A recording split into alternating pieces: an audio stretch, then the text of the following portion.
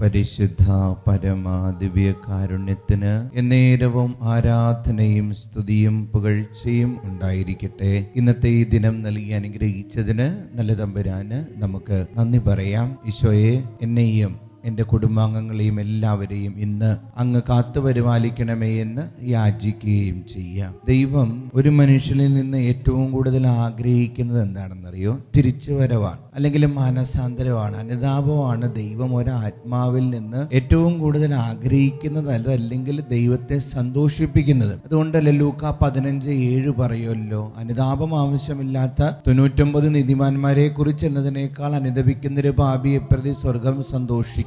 നമ്മളെ തിരിച്ചുവരവ് ദൈവം ആഗ്രഹിക്കുന്നുണ്ട്. നമ്മളെ ഇങ്ങനെ വല്ലാതെ ഈശോയിൽ നിന്ന് അകന്നു പോകരുത്. പാപം മൂലവും അശുദ്ധി മൂലവും ഒക്കെ ഇങ്ങനെ ഈശോയിൽ നിന്ന് ഒക്കെ നഷ്ടപ്പെട്ട് ഇങ്ങനെ അകന്നകന്ന് ആലയിൽ നിന്ന് നഷ്ടപ്പെട്ടു പോയ ഒരാടിനെ പോലെ നമ്മളിങ്ങനെ ദൂരേക്ക് യാത്രയായി പോകരുത്. ധൂർത്തപുത്രൻ പോയതുപോലെ ദൈവത്തിൽ നിന്ന് അകന്നു പോകാനല്ല, മറിച്ച് ദൈവത്തിലേക്ക് അടുക്കാനും തിരിച്ചുവരവനുമാണ് ദൈവം നമ്മളിൽ നിന്ന് ആഗ്രഹിക്കുന്നത്. കഴിഞ്ഞ ദിവസം ഒരു മനുഷ്യൻ എന്നെ കാണാൻ വന്നത് ഞാൻ ഓർക്കുകയാണ്. ഒത്തിരി വർഷമായിട്ട് ഒരു പാപത്തിൽ നിന്ന് വിട്ടു നിൽക്കുമായിരുന്നു.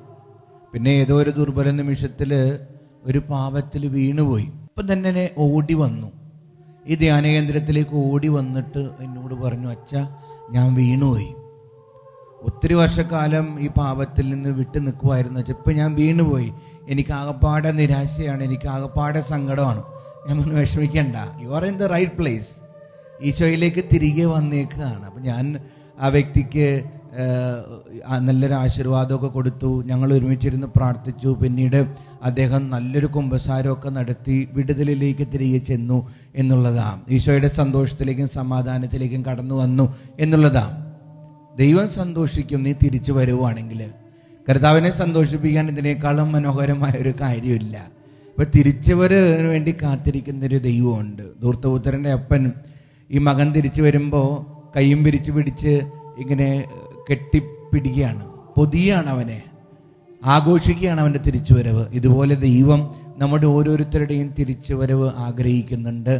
അഴുക്കിലും അശുദ്ധിയിലൊന്നും നിത്യം കുടുങ്ങി കിടക്കരുത്. എഴുന്നേക്കണം. കർത്താവെ, എന്നെ അങ്ങ് സ്വീകരിക്കണമേ, എന്നോടങ്ങ് പൊറുക്കണമേ എന്നുള്ളൊരു പ്രാർത്ഥനയോടെ തിരികെ വരാനുള്ളൊരു മനസ്സ് കാണിക്കണം.